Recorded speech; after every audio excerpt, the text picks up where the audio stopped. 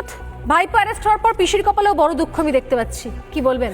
এই রাজ্যে সমস্ত চুরি দুর্নীতির ক্ষেত্রে আমি জানি না এই পিসি হাওয়ায় ছুটি পড়ে কিনা। আপনি হাসবেন না, না এসে আপনাকে মন্তব্য করতে দলের আমি দেখুন এই গোটা রাজ্য পিসি ভাইপো পেলে আপনারা হাসেন কেন বলুন তো?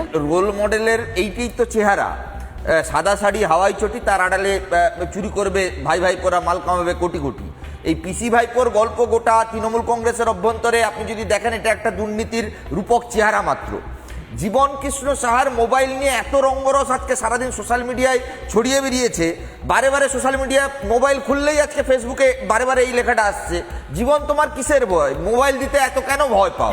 আসলে কোথাও কি পিসি ভাইপো বারণ করেছে? আসলে চোরেদের মাথা ধরা পড়ে যাবে। এই যে তৃণমূল কংগ্রেসের মধ্যে এই যে একটা র্যাঙ্ক অ্যান্ড ফাইলের এই যে একটা অভ্যাস তৈরি হচ্ছে, প্রাচীর টপকাতে হবে, মোবাইল ছুঁড়ে ফেলে দিতে হবে, কোথাও অসুস্থতার ভাঙ করে উডবান ওয়ার্ডে ভর্তি হয়ে যেতে হবে, কোথাও হাসপাতালে 5 স্টার হোটেলের ট্রিটমেন্ট নিতে হবে। আসল যে জায়গাটা দুর্নীতির মাথা, সেই মাথা যতদিন না ধরা পড়বে ততদিন এই রাজ্যে পিসির কপালে ভাঁজ থাকবে। কারণ পিসি জানে যে এই রাজ্যে নবান্নের 14 তলায় প্রশাসনের মাথায় তিনি রয়েছেন, স্বাভাবিকভাবে সব দুর্নীতির যে পিরামিড তার সর্বোচ্চ শৃঙ্গ এই রাজ্যে পিসি। তিনি আপনার মনে কালি না থাকতে পারে, অনেকের মনে কালি থাকতে পারে, তারা মনে করতে পারেন যে আসলে হাওয়াই চটিয়ার পিসি বলতে হয়তো এই রাজ্যের মুখ্যমন্ত্রীকে আমি বলছি। আমি এই রাজ্যে এমন একটা পিসির গল্প আপনাকে বলি, আদিবাসী মহিলা, তার বাড়িতে খড়ের চাল, মাটির দেওয়াল, বাড়ির একমাত্র মেধাবী ছেলেটা মারা গেল, মানসিক রোগে আক্রান্ত হয়ে মারা গেল। এর দায় কে নেবে? এই যে নির্যাতিতার বাবা মা, এই যে ধর্ষিত হয়ে যাওয়ার বাবা মা, তার কপালটা ফেটে গেল, সেও তো কারণ না কারণ পিসি।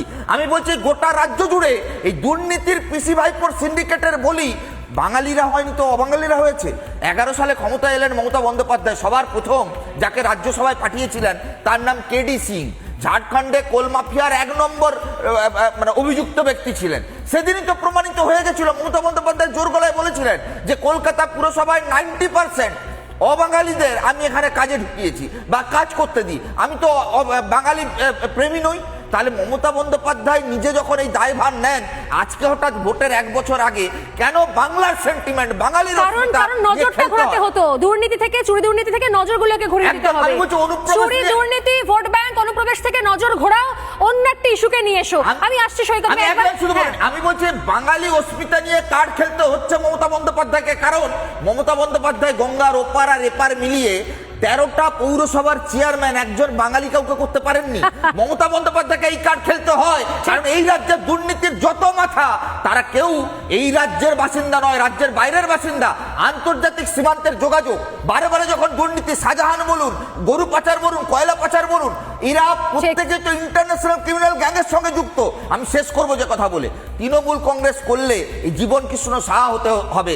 মনের ভেতর থেকে একজন ক্রিমিনাল যে প্রবৃত্তি, অপরাধ প্রবণতার যে প্রবৃত্তি, তাকে রপ্ত করতে হবে, তারাই তবে তৃণমূলের টিকিট পাবে। আজকে জীবন কৃষ্ণর বাবাই প্রমাণ করে দিল, আসলে তৃণমূল করতে গেলে, তৃণমূলের বিধায়ক হতে গেলে আজকে জীবন কৃষ্ণদেরই রোল মডেল বানাতে হবে তৃণমূলের কর্মীদের।